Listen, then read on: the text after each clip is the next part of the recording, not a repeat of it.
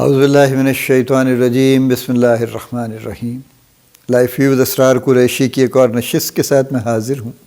اللہ پاک مجھے اچھی بات عطا فرمائے اور اس بات کو آپ تک اچھے طریقے سے پہنچانے کی توفیق عطا فرمائے، آمین۔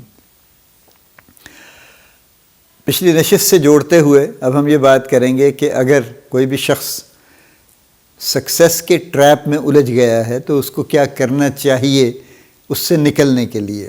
یہ بات پھر وہی آ جائے گی کہ کوئی سٹرکچر ہے، کیا ہم ایسا سوچ سکتے ہیں، کوئی بنا سکتے ہیں کہ جس کی مدد سے لوگ اس ٹریپ سے نکل کے آ سکیں۔ تو آج اس کی بات کرتے ہیں جو میں نے پچھلی نشست میں کہا تھا کہ اگر آپ خدا نخواستہ اس ٹریپ میں ہیں تو اس سے کیسے نکلیں گے۔ پہلا سٹیپ، پہلے تو اپنے آپ کو سمجھ لیجئے۔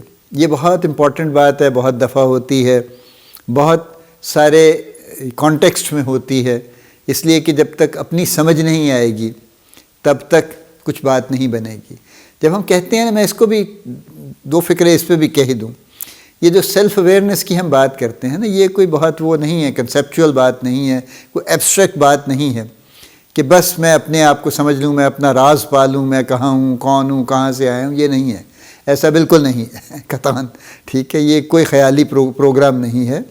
اپنے آپ کو سمجھنا، سیلف اویئرنیس ہونے کا مطلب یہ ہے کہ میری کانسٹیٹیوشن کیا ہے، میں کس قسم کا آدمی ہوں، میری اسٹرینگس کیا ہیں، میری خوبیاں کیا ہیں، میری ایسی کون سی چیزیں ہیں جو میں بہت اچھی کرتا ہوں، ایسی کون سی چیزیں ہیں جو مجھے کرنی پسند ہیں، ایسی کون سی چیزیں ہیں جو میں آسانی سے کر لیتا ہوں، ایسی کون سی چیزیں ہیں جو مجھے مشکل لگتی ہیں، مجھے پسند نہیں ہیں، میں نہیں کرنا چاہتا، اور کبھی مجبوری میں کروں بھی تو بس میں ان کو جلدی جلدی کر کے ان سے جان چھڑانا چاہتا ہوں ان سے۔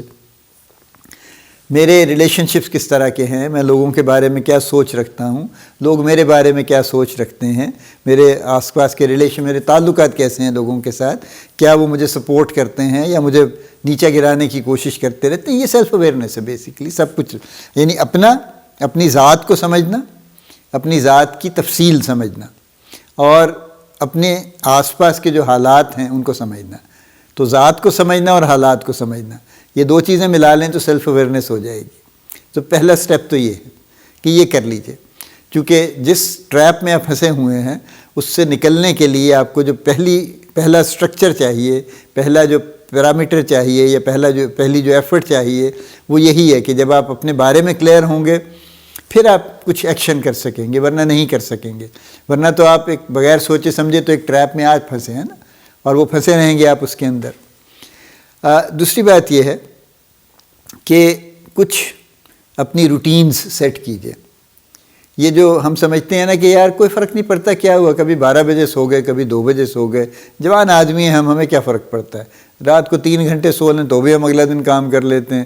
یہ حرکتیں ہم نے بھی کی ہیں اپنی جوانی میں، اور مطلب میں کوئی ایسا نہیں کہہ رہا ہوں کہ کبھی نہیں کی ہیں، لیکن ایک وقت تھا ہم بھی اس ٹریپ میں پھنسے ہوئے تھے۔ تو بس کیا فرق پڑتا ہے، صبح جلدی اٹھ جائیں گے، ضرورت ہوگی، نہیں اٹھے گے تو 12 بجے اٹھ جائیں گے دن کے، جس دن یعنی اگر فرض کیجیے چھٹی کا دن ہے تو 12 بجے سو کے اٹھ جائیں گے، ایسی کون سی بات ہے۔ اور نہیں اگر جانا ہے تو ہم 4 بجے اٹھ کے چلے جائیں گے۔ We are very flexible you know. یہ this is, I am sorry but this is not right actually. Routines بنائیے اپنی، اور وہ روٹینز فالو ہونی چاہیے۔ اپنی ڈیلی روٹینز بنائیے، اپنی جو بھی آپ ویکلی روٹینز بنانا چاہتے ہیں، کچھ کام آپ کو ویکلی کرنے ہیں، کچھ ڈیلی کرنے ہیں، کچھ منتھلی کرنے ہیں آپ کو، وٹ ایور، ان کی روٹینز بنائیے اور ان روٹینز کو فکس کر لیجئے کہ یہ ہوگا، اسی طرح سے ہوگا، ٹھیک ہے۔ اور وہ اس روٹین کو فالو کرنا بڑا ضروری ہے۔ اگر آپ اس ٹریپ سے نکلنا چاہتے ہیں تو اس روٹین کو فالو کرنا ضروری ہے۔ تیسری جو چیز ہے وہ یہ ہے کہ آپ چھوٹے چھوٹے ٹارگٹ سیٹ کیجئے، بڑے ٹارگٹ مت سیٹ کیجئے، اس لیے کہ بڑا ٹارگٹ تو دیکھ کے آپ پریشان ہو جائیں گے۔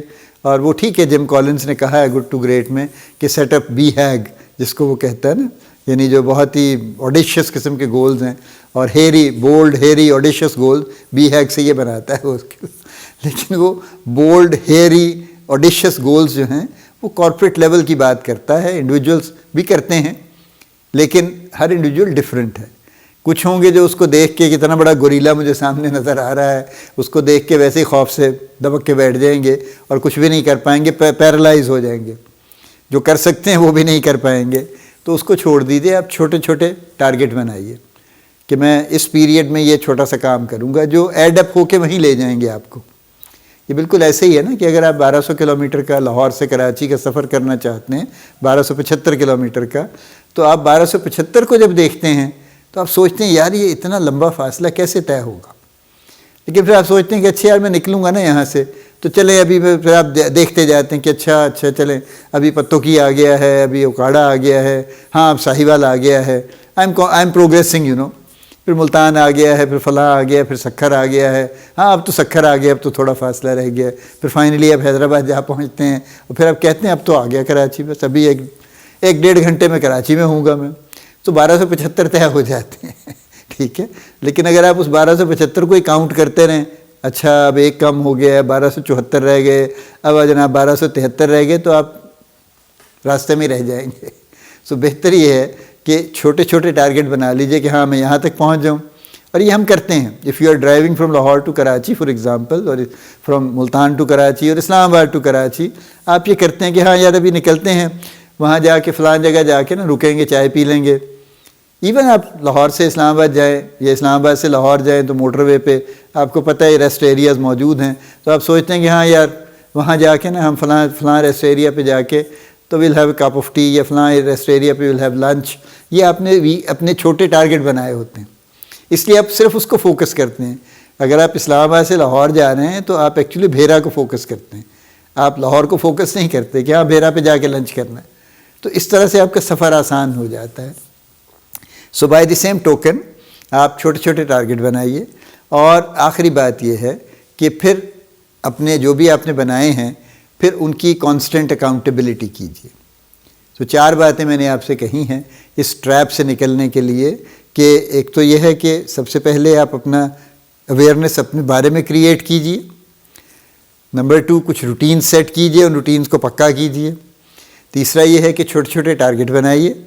اور چوتھی بات یہ ہے کہ اکاؤنٹیبلٹی اور اپریسیشن دونوں کیجیے.